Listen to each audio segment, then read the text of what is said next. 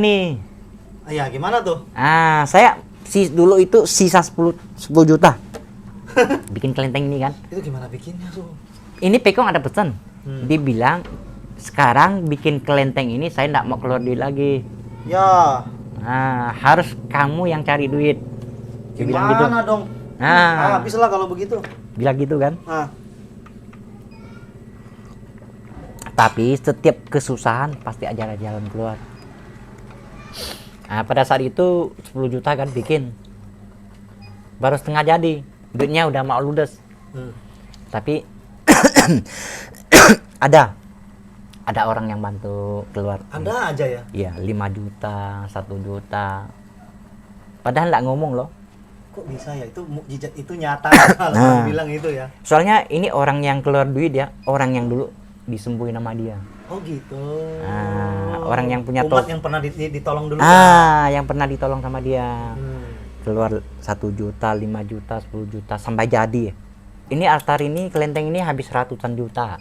Masa sih? Maaf ya, cuman gitu aja ratusan juta. Ratusan juta. Gini-gini ya, enggak ada apa-apa ya. Iya, sorry loh, siapa yang ngomong gitu, mendingan Su yang ngomong aja deh. Masa mahal banget ya, dia apanya ya? Bayangkan, ratusan juta ya. 100 lebih ya? Soalnya kalau dihitung-hitung ya, saya cuma hitung satu macam aja. Ini pintu besi ya. Oke. Pintu besi. Itu 5 juta. Wah, iya. Satu pintu besi aja ya. Betul. Ini keramik lantai. Oke. Hampir 8 juta. Wow. Udah berapa juta ini? Udah 13 itu. Cuma 2 macam kan? Belum lagi semen, batu, pasir. Ongkosnya mahal. Belum lagi ongkos. Ini ukuran kan semua saya yang kasih kan. Belum lagi kayu ini. Oh, ini kayunya yang bagus ya, Suhu ya, bukan yang biasa-biasa punya ya? Iya. Pasti mahal punya itu. Makanya saya bilang, itu seng aja berapa juta itu. Udah berapa juta, 20 lebih. Kalau dilihat gini-gini sih nggak ada apa-apa. Iya ya, 100 juta kalau bikin rumah sih bagus loh. Itu, saya punya rumah ratusan juta, 120 juta. Bagus itu. Ini yang mahal apanya? Dia punya seni. Oh iya, tulisannya ya. Ongkos, seni, yang lama itu. Interiornya itulah. Yang di atas itu yang mahal. Dari tahun 2016 lah saya bilang di sini. Susahnya minta ampun. Sampai tahun 2019 lah. Pada waktu 2019 sebelum mama saya meninggal kan. Mama saya kan meninggal di sini. Pada waktu itu kan mama saya yang ngurus kelenteng ini kan. Saya tidak mau ngurus. Kebanyakan orang tua yang ngurus dulu. Jadi Suhu pergi cari duit aja lah. Saya tukang main lah. Ya, pokoknya taunya main aja lah ya. Tahu jalan-jalan ke sini ke sana. Tapi saya cari pemasukan buat orang rumah supaya bisa dapat duit gitu. Iya, supaya bisa bertahan hidup. Saya carikan lah di luar. Gitu. Jadi tahun 2019 mama saya meninggal. Gitu kan. Jadi pada saat itu enggak ada yang ngurus lagi. Mau enggak mau, jadi di situ bulan 2 kan mama saya meninggal kan. Udah sebulan lebih mama saya meninggal. Pada waktu itu mau nggak mau saya terima. Turun tangan lah? Iya, bantu ngurus bersih-bersih kan. Dipesan sama si Bu, kalau kamu nggak mau susah, kamu harus rawat. Dia bilang gitu. Jadi mau nggak mau terimalah. Pada waktu itu bulan berapa ya saya lupa. Saya beli satu kartu remi ya. Oke. Kartu remi. Dulu saya pakai meja di situ, meja lama. Saya pakai kartu remi kan. Pada waktu saya live di Facebook. Oke. Iseng-iseng lah ramal ya. Ada teman yang kena ramal sama saya kan. Sepertinya ada lah gitu. Betul lah. ya? Iya. Gitu. Terus dikasih tahu sama orang. Orang sampai cari ke sini. Ya ampun. Mau nggak mau, udah ramal. Ramal sampai 1 tahun lah. Saya ramal sampai 1 tahun kan. Saya bilang ini jadi tukang ramal bukan enak loh. Soalnya kenapa? Capek. Bukan lagi capek, nggak ada waktu buat Orang datang terus ya? Iya, makan, mandi sampai jam 9 malam. Masa sih seramai itu Suhu? Iya, makanya. Soalnya satu orang kalau kita ramal Gitu? hampir 1 jam. Oh, lama ya? Nah, 2 orang udah berapa jam? Kok lama banget? Makanya saya bilang, saya lihat dari ramalan kartu remi kan, mungkin sekitar 15 menit lah. Lihat lagi pakai tungsu. Oh, cocokin. Iya, tungsu yang lama. Hmm. Soalnya kalau saya ramal kan dari dia punya umur, terus bulan, tanggal, jam. Oh, jam juga. Iya, terus dia punya timbangan berapa. Timbangan pula? Iya, harus kasih tahu loh, ini timbangan ramalan kamu gimana pada waktu dulu kamu jadi apa, lahir lagi jadi apa, gimana, jadi kedepannya harus jalannya gimana. Ini bukan tentang ramal 1 tahun loh, saya ramal dari masa lalu, masa sekarang, masa depan, harus gimana jalankannya. Wah. Usaha harus gimana, kasih tahu jalan supaya orang bisa perbaiki cara dia punya kedepannya biar lebih jalan mulus hidupnya. lah. Iya, biar mulus lah. Soalnya Gitu. orang kan ada 5 unsur kan Nah. sewaktu lahir. Kalau dia lewat dari unsur kayu, jalannya harus berhadapan dengan kayu. Oh gitu, bukan berlawanan ya, harus sama ya, satu unsur ya. Soalnya kalau kayu kan dia punya pantangan kan api. Api. Nah. Kalau kita unsur kayu, kalau kita yang usaha di bidang api, Masak-masak gitu nggak boleh. habis lah, mana bisa maju. Oh gitu, Gitu. ya. Kedua, emas.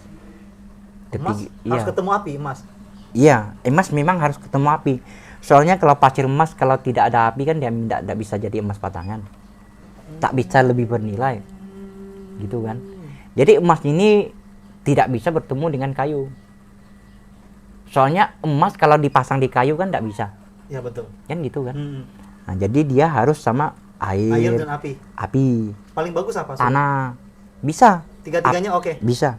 Api, air, tanah, tapi paling bagus sih api.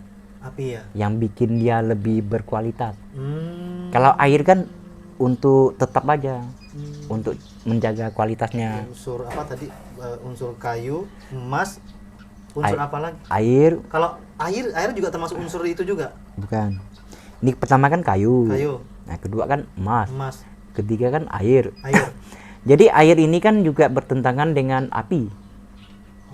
Kalau air kena api kan habis juga. Ah, Tapi kalau api kena air habis juga. oke. Jadi dia berdua tidak bisa saling berdekatan. Oh, tidak bisa disatukan lah. Iya. Air kan harus sama dengan tanah, emas, kayu. Oh, kayak tadi gitulah. Air bisa sama batu, bisa sama kayu bisa. Bisa. Oh, Ada berarti dia kayu bisa kan? semuanya dong ya. Iya. Kecuali- Kayu kan harus ada air. Tidak ada air, tidak bisa hidup. Oh. Tapi kalau kebanyakan air mati juga kayunya. Keempat, api. Unsur api. Nah, api Iya. atau apa? Emas. Api, emas juga, air, tanah. Kok api bisa ke air? Bukan ke air. Dia Oh. kan bertentangan dengan air. Oke. Tapi kayu sama api bisa juga. Soalnya kalau kayu dibakar sama api kan bisa jadi arang. Tapi faedahnya kurang. Oh. Gitu. Jadi lebih bagus masih emas. Oh, api emas, bisa jual emas ya. Nah, jadi bernilai. Gitu. Api jual emas. Atau kalau dia api jadi emas-emas aja jual bakso. Emas kan dilebur sama api. Iya. Jadi berkualitas. Oh, Nah, yang terakhir kan unsur tanah. unsur tanah. Kalau api ini, suhu api ini dia boleh nggak buka usaha kayak masak-masak gitu, boleh nggak? Oh, paling bagus. Api ketemu api kan makin besar. Hmm. Jadi makin maju. Terakhir apa? Tanah ya? Iya. Tanah apa? Jadi tukang gali kuburan atau tukang Bukan. bangun rumah? Tanah banyak. Soalnya kalau kita punya usaha di bawah sini.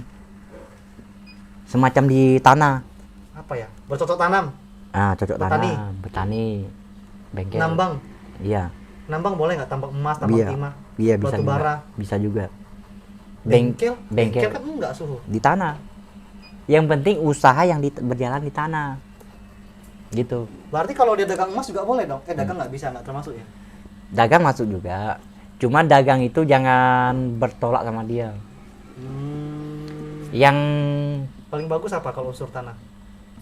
4 unsur sih sama dia sih bagus. Oh, masuk ya? Iya, cuma yang tidak bagus itu api. Api kalau sama tanah dibakar sama api kan tanahnya jadi itu. Keras ya? Jadi tidak bagus. Begitu. Gitu. Barulah dari tahun 2019 saya ramal sampai tahun 2020 kan. Setahun lebih lah ya? Iya, tahun lebih. Jadi saat itu saya udah enggak mau ramal lagi. Sampai tahun 2001 saya jalankan ini. Pengobatan? Iya, pengobatan herbal. Itu suhu orang nggak cari apa? Tolong dong ramal saya suhu gini-gini. Ada, tapi saya tolak. Saya bilang saya enggak ramal lagi. Maaf, saya bukan sombong, saya bilang. Saya memang enggak mau ramal lagi. Soalnya kenapa? Ramalan ini kalau menurut saya sangat menakutkan. Iya. Soalnya kematian, kehidupan, saya tahu. Sebenarnya itu kan saya kan belum benar-benar percaya tentang ramalan kan. Nah, terus gimana? Itu ada 2 orang. Yang satu tinggal di Singkawang, Jalan Nagasari kan. Yang satu orang tinggal di Sinam. Ini cewek juga dua-duanya. Saya ramal dia. Saya bilang ini ada orang rumah 3 bulan lagi kamu akan ada duka. Saya bilang. Jadi? Ada berita duka. Saya habis kasih tahu gitu kan. Yang satunya lewat. Yang satunya lagi saya bilang ini di bulan 9 kamu ada duka di rumah kamu. Betul terjadi? Iya, dia bilang memang benar saat ini papa saya sedang sakit keras. Ayo. Sampai bulan ke-9 kan. Papanya meninggal. Ini juga papanya meninggal. Waduh. Dua-duanya terjadi. Sampai-sampai dia balik lagi. Bawa orang kan. Tapi dia enggak derita gitu. Cuma saya nanya dia, yang saya ramal kamu bener nggak? Bener nggak, saya bilang gitu. Dia bilang bener. Bapak saya udah meninggal, dia bilang. Ayo. Aduh, saya bilang maaf. Saya tidak nyangka gitu. Yang cewek yang kedua sama juga. Tapi dia datangnya di tahun depan. Dia bukan nanya tentang orang rumah. Dia datang ramal itu tentang jodohnya. Pada waktu itu saya masih ramal dia. Saya bilang jodoh kamu udah ada di tahun ini, di bulan sekian-sekian. Tahu-taunya benar. Dia kasih tahu sama saya, dia bilang orang tua saya meninggal juga benar. Sampai-sampai dia menikah pun benar, dia bilang. Sampai-sampai dia undang saya, dia bilang. Aneh, saya bilang. Jadi saya bilang ini sangat menakutkan tentang ramal ini. Udah. Itu kartu remi saya bakar. Saya tidak mau lagi. Tapi buku Tungsu ini saya masih tetap jaga. Soalnya ini kan tentang lihat hari bagus, tentang ini itu masih banyak kegunaannya. Bukannya setiap tahun itu diganti atau Memang apa? setiap tahun diganti. Yang bekasnya bagaimana, Suhu? Saya simpan di situ. Banyak Ada ya? Ya, ada orang mau minta, saya kasih. Itu buat apa? Dia minta buat bungkus gorengan gitu. Ini kan ada kegunaannya. Soalnya di dalam buku Tungsu ini kan ada Sorry ya banyak tanya ya, Suhu. kan ada mantranya di sini. Ada mantra di sini ini. Nah, ini biasa buat orang kantung rumah. Soalnya ini kan namanya jimat Chong Tian Si ya. Ini dia punya jimat untuk ngatasi 100 macam masalah. Masa sih? Ini ditulis Pak Jong Xiao Chai Fu untuk mengatasi 100 macam masalah. Biasa buat kalau orang dulu ya, dilipat gini, dikasih tali buat kantung depan pintu. Untuk menangkis segala ilmu jahat. Disobek aja boleh nggak? Sobek aja tempel gitu? Jangan. Soalnya ini satu buku utuh ada dewanya. Oh gitu? Ada dewa pelindung buku. Gimana ada dewa, Suhu? Ya, ini kan dikirim dari dunia mana ke mana, udah kena langka, udah kena banting gitu. Memang tak salah. Soalnya di dalam buku ini kan terlalu banyak mantra, kata-kata di sini. Jadi kalau orang yang merawatnya, saya kan merawatnya, saya taruh di sini kan. Saya kan tidak langka dia. Makin lama kan dia punya kualitas kan makin bagus dalamnya. Bisa gitu ya, padahal buku loh. Iya, soalnya buku ini kan dulu orang pintar yang bikin buku ini kan, namanya kan Nabi Konghucu. Oh, itu. Nabi Konghucu. Tapi lucu, maaf potong ya. Tapi kan lucu ya. Kan setiap tahun berbeda-beda, Konghucu sudah tidak ada. Itu metodenya orang bikin lagi tuh bagaimana bisa jitu lagi loh. Soalnya ada rumusnya kali. sebelum Nabi Konghucu meninggal kan, dia udah bikin buku ini dari tahun dulu, tahun sekarang, tahun yang akan datang. Dibikin 3 tahun. Namanya buku Samsejan. Dibilang buku tiga masa lampau. Buku 3 masa lampau. Ini buku dibikin sama dia kan 1 tahun demi 1 tahun demi 1 tahun kan, ini kan tentang ilmu matematika. Soalnya namanya 12 show ini kan, 12 show kan, setiap tahun kan 1 show. Betul. Tapi 1 show dikalikan 60. Namanya Liu Ship Pakap. 60 perputaran Taisoi. Itulah tentang ilmu matematika. Wah, pintar juga ya Konghucu ya.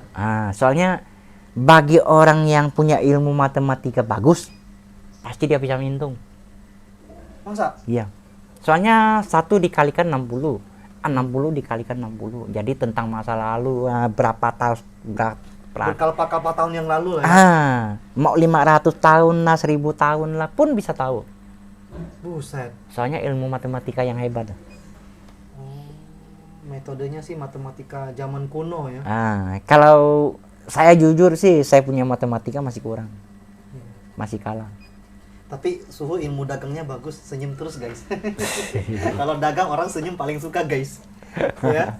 Memang semua orang itu harus senyum. Susah pahit hidup ini pun harus tetap tersenyum. Soalnya senyum itu tidak perlu modal. Kan gitu. Malah mendatangkan rezeki. Jadi gini guys, kenapa Mr. Ong kekeh pengen ketemu beliau. Jadi sebelum Mr. Ong jadi seorang YouTuber saat ini, jadi Mr. Ong itu sempat nonton Norman Bong punya video ya. Jadi dia wawancara banyak Suhu, cuman dia doang guys yang Mr. Ong lihat. Ini orang dari start, dari mulai wawancara sampai selesai itu ketawa terus. Jadi Mr. Ong ini ada belajar dengan ini Buddha Maitreya yaitu tertawa ya. Iya. Tapi kita nggak bisa tertawa seperti beliau guys, sambil ngobrol ketawa. Dia omongin orang ketawa ya. Sedih, senang ketawa gitu ya. Jadi Mr. Ong pengen kalau ketemu beliau itu ada merasakan sebuah, ngomong kasarnya apa ya, kayak sebuah chemistry atau sebuah perasaan lah. Jadi abis ketemu beliau tuh pulang tuh enak gitu loh. Jadi entah kenapa pokoknya saya harus ketemu beliau gitu. Jadi akhirnya ketemu ini, misalnya jujur aja seneng banget sih, seneng banget karena ketemu Suhu ini bener loh. Sampai saya catat nomor teleponnya Niko Ken ya, Niko Kan ya. Salah satu nomor guys. Jadi saya WhatsApp dia kok nggak balas-balas. Waktu ketemu saya bilang, kok Niko, kok saya WhatsApp kamu nggak balas-balas ya. Ternyata nomornya salah satu guys di ujung guys. Jadi saya memang mau cari Suhu ini udah lama sebenarnya guys. Jadi saya suka cara beliau menyampaikan sesuatu tuh dengan wajah yang bahagia gitu ya.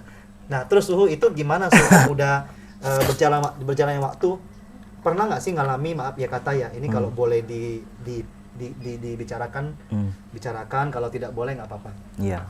Pernah nggak sih disuruh ke hutan bertapa sama Suhunya, atau wah tidak boleh, maaf ya, tidur sama istri sekian tahun gitu, ujiannya itu ada nggak sih Suhu? Ada. Itu pada waktu itu tahun 2009. Oke. Nah, seingat saya pada waktu 2008 saya kan 2005. Saya menikah 2005 kan. Sampai 1 tahun bini saya belum hamil-hamil. Oke. Gitu kan. Saya nanya sama Sifu. Saya mau minta anak nih. Anak dong ya. Minta keturunan. Oke. Dia bilang kalau mau minta keturunan boleh. Kamu harus vegetarian 49 hari. Buset. Ya. Tanpa minyak. Oke. Tanpa minyak. Makan harus dengan beralaskan daun. Daun pisang. Daun apalah, yang penting daun lah. Ya ampun. Dengan air jimat. Oh, air jimat. Iya, dibikinnya jimat 108 lembar. Waduh. Dia bilang 108 lembar jimat ini harus habis 3 hari. Hah? Makan harus mentah. 3 hari dikunyah. Aduh. Aduh. 3 hari harus dikunyah sampai habis. 108 lembar. Iya. Mati aku. Jadi 1 hari 36 lembar. Ya ampun, gimana telannya? Ketelan nggak suhu itu? Telan. Mau nggak mau? Iya. Sekali makan kan 2-3 lembar. Kasih gigit-gigit, telan. Habis beberapa menit lagi gigit-gigit 3, telan. Pokoknya 1 hari 36 lembar lah. Itu maaf suhu, nggak penyakitan tuh begitu tuh makan, maaf ya. Justru saya bingung. Maaf ya, itu bisa Iya. sakit, bisa usus buntu atau apa gitu. Nggak ada apa-apa. Saya bingung. Percaya nggak percaya ya? Iya. Pada waktu itu saya kan makan nasi putih. Hmm. Terus lauknya pakai timun mentah. Ya. Sekali gigit timun, nasi putih. Ah. Gigit timun, nasi putih. Ah. Sampai 49 hari habis, selesai. Hmm. Dia bilang, saya kasih resep Hmm. buat bini kamu minum. Hmm. Saya kasih jimat buat bini kamu minum. Hmm. Pada waktu itu saya kan di Jakarta. Hmm. Saya tidak mau pulang. Hmm. Disuruhnya pulang. Hmm. Habis 49 hari, Hmm. suruh pulang. Hmm. Pulang sampai sini tidak tahu sampai berapa bulan. Hmm. Bini saya tidak datang bulan. Hmm. Kali tes hamil. Wah. Pada waktu itu kan Hmm. bingung kita. Hmm. Mau nggak mau kita harus percaya. Oke. Masih pakai altar, belum ada kelenteng itu. Hmm. Itu kan soalnya tadi kita ngomong kan potong-potong. Nggak apa-apa suhu. Jadi sekarang balik lagi. Nggak apa-apa. Itu feedback namanya. Lalu gini, suhu, ada nggak sih ujiannya sampai ke sebuah hutan yang sangat mengerikan, ambil Itulah dia sambungannya. Saya pulang sini kan, bini saya kan hamil. Ah. Udah hamil sampai 9 bulan. Hmm. Saya disuruh sama Sifu harus bertapa di gunung. Itu beneran suhu? Benar. Bukan hoax itu? Bukan. Pertama kali saya bertapa di Gunung Pasir Panjang. Pasir Panjang, oke. Ya, yang di sebelah kanan sini. Samudra Indah itu ya? Ya, di sebelah kanan sini. Saya bertapa 1 malam. Hmm. Gitu kan. Nyamuknya gimana tuh? Nyamuknya sih gampang diatur. Pakai dupa, kita pasang keliling, kita duduk di tengah. Kita nggak bengek apa cium dupa begitu? Nggak, aduh. Enggak. Ya justru itu kita bingung. Kita bikin keliling dupa. Hmm. Terus bawahnya kita kasih belerang. Belerang, oke. Nah, sampai ular pun enggak berani dekat kan. Hmm. 1 malam di situ enggak terjadi apa-apa. Terus kedua kali bertapa di Gunung Pasi. Gunung Pasi. Iya. Kedua kali bertapa di Gunung Pasi. Sama juga pakai dupa belerang. 1 malam juga. Enggak terjadi apa-apa. Kedua kali kan. Ketiga kali di Gunung Kaliasin ini, Gunung Hitam. Gunung Hitam, oke. Iya, Gunung Kaliasin. Nah, yang di Gunung Kaliasin ini barulah ketemu. Boleh nggak diceritain suhu apa? Kalau nggak boleh apa-apa maksudnya? Soalnya saya kan betapa kan ada satu altar Saku Taibong di situ kan. Ada ya di gunungnya ya? Iya ada. Aduh, saya pengen pergi. Altar Saku Taibong. Oke. Itu tatungnya kan Tang Cincang. Masih ada nggak? Ada. Orang yang tatung kan tinggal di gang apa ya? Nggak tahu gang pepaya atau gang apa. Dia punya kelenteng ada di situ. Cuma dia ada satu kelenteng lagi di gunung. Wow. Namanya Gunung Hitam. Bu Saktung. Bu Saktung. Oke. Itulah tempatnya paling angker dulu. Oh dulu. Iya, sampai saya tidur di situ kan betapa kan. Soalnya saya pasang banyak dupa besar-besar. Banyak, yang kecil-kecil juga. Itu kan buat ngusir nyamuk kan. Oke. Saya tidur di depan altarnya. Sampai saya udah mau ketiduran kan. Pas itu satu sosok ular sebesar gini ya. Kan udah pakai belerang. Itulah makanya saya bingung. Ular itu melingkar lewat di atas badan saya. Aduh, nggak teriak apa suhu? Saya biarkan dingin. Saya lihat bentar. Waduh, sebesar gini. Ayo. Saya diam kan, udah. Tutup mata lagi. Terus udah lewat. Lewat kan? Udah lewat, saya ketiduran. Sampai saya mimpi. Saya mimpi ada seorang sosok orang tua bilang, di samping dinding batu itu ada sebuah pintu masuk. Masa iya? Terus gimana? Nah, dia bilang gitu. Di dalam situ itu banyak pusaka. Pusaka itu dia bilang ditinggalkan orang zaman dulu. waktu dulu kan perang. Mm-mm. Pada orang zaman dahulu dibilang semua orang sembunyi dalam situ. Hmm. Jadi segala pusakanya dalam situ. Oke. Jadi sekarang dia punya pintu udah tertutup, cuma ada sebuah celah. Mm-mm. Dibilang Mm-mm. celah ini harus dibaca mantra baru bisa terbuka. Oke. Nah, itulah diajarin mantra sama dia. Hmm. Tapi sampai bangunnya lupa. Nggak Oh, tahu. begitu. Iya. Tapi sampai paginya saya lihat kan, pergi ke situ lihat. Heeh. Memang ada satu celah. Ada ya? Ada. Masuk nggak ke dalam? Nggak bisa. Nggak ada mantranya. Oh, mesti pakai mantra baru bisa masuk. Oke, Itu kan oke. aneh kan, mistik kan. Mm-mm. Soalnya ini pintu kalau baca mantra, baca itu pintunya bisa terbuka. Oke. Itu yang mistik. Oke.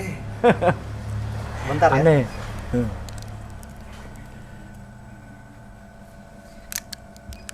Oh, gitu. Baik. Nah, itu gunung ketiga. Mm-mm. Gunung keempat di ini di Pakunam.